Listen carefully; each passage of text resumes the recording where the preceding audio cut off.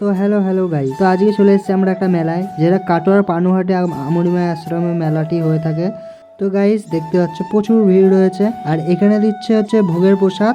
তো আমরা লাইনে দাঁড়িয়ে অনেকক্ষণ দাঁড়ানোর পর প্রসাদটা পেলাম হাতে। এখানে সবাই নিয়েছি প্রসাদ, আর এই যে সবাই রয়েছে আমার ফলোয়ার্স, ফ্যান জর্জ বলতে পারো। তো মজা করছিলাম গাইস। তো আমাদের পাড়াটি ছেলে, তো আমরা সবাই মিলে এসেছিলাম। আর এখানে চলছে কীর্তন। তো কীর্তন কে কে দেখতে পছন্দ করো অবশ্যই কমেন্ট করবে। তো দেখতে পাচ্ছ প্রচুর লোক কীর্তন শুনছে। তো আমরা মেলার দিকে এগিয়ে যাচ্ছি। তোমাদের বলে রাখি যে এখানে আমরা যে দিন গিয়েছিলাম তার পরের দিনকেই ছিল বাতাসা ছেটানো। তো প্রচুর লোক হয় সেই দিনকে।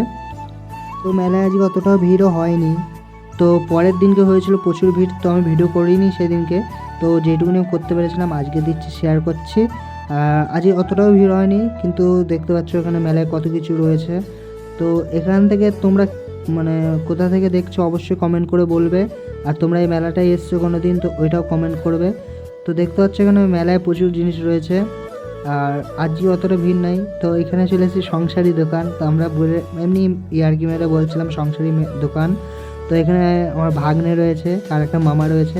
তো অনেকক্ষণ বলা বলির পরে দেখা গেলো সায়নের সঙ্গে।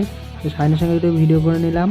বন্ধুরা দেখতে পাচ্ছে সব কটা বন্ধু এক জায়গায় হয়েছে। তো সায়ন আমাদের ডেকে নিয়ে যাচ্ছিলো আর এক জায়গায়, যেখানে মানে যোগ্য হচ্ছিলো সেখানে। তো ওখানে পায়েস বিতরণ হচ্ছিলো সব ভক্তদের উদ্দেশ্যে। তো এখানে যোগ্য ছিল। তো বন্ধুরা আমি বলেছিলাম যে প্রথমের দিকেই যে পরের দিনকে বাতাসা ছেটানো হয়। তো আজকে সেই দিনটা ছিল, আমি একটু ভিডিও করেছিলাম। তো দেখতে পাচ্ছেন না, আজকেও সায়নের সঙ্গে দেখা হয়ে গেছে। আজকে এখানে বাতাসা ছিটিয়েছে। তো প্রচুর লোকজন রয়েছে দেখতে পাচ্ছ, আজকে হয়েছে আসল লোকজন।